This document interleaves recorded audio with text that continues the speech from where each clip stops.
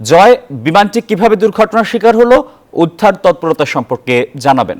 ধন্যবাদ আসিফ টিপু আপনাকে। আমরা যেখানে বিমানটি বিধ্বস্ত হয়েছে, যেখানে পড়েছে, দুর্ঘটনার কবলে পড়েছে, দেখতে পাচ্ছেন কর্ণফুলী নদীর মোহনা।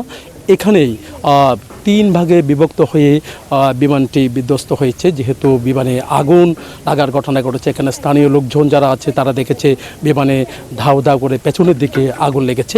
ঠিক এই সময়টার মধ্যে প্যারাশুট দিয়ে এখানে বিমানে যারা ছিল পাইলট সহ পাইলট সহ দুজন তারা নেমেছে।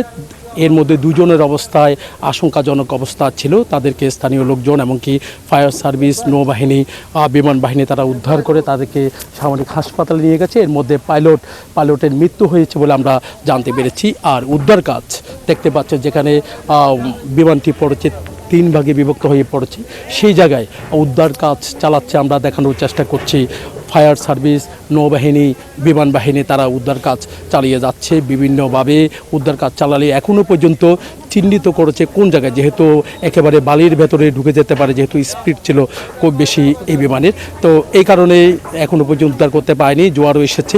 তো এখনও পর্যন্ত উদ্ধার না হলেও এখানে স্থানীয় লোকজন যারা যাদের চোখের সামনেই এই বিমানটি পড়েছে, যখন বিমান পড়ছে তখন কি আগুন দেখেছে না?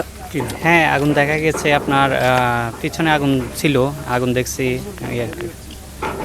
তখন দেখলাম যে পানিতে পড়ে যাইতেছে। 2জন পাইলট প্যারাশুট দিয়ে নামলো। ওদেরকে পরে 2টা লাইফ বোট গিয়েছে, লাইফ বোট গিয়ে তাদেরকে উদ্ধার করছে।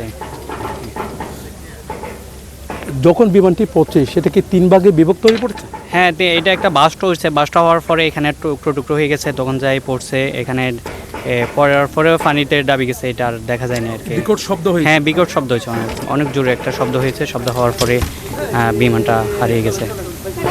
আসিফ, বুঝতে পেরেছেন, একটা বিকট শব্দ হয়েছে। এখানে স্থানীয় লোকজন তাদের কানও লেগেছে।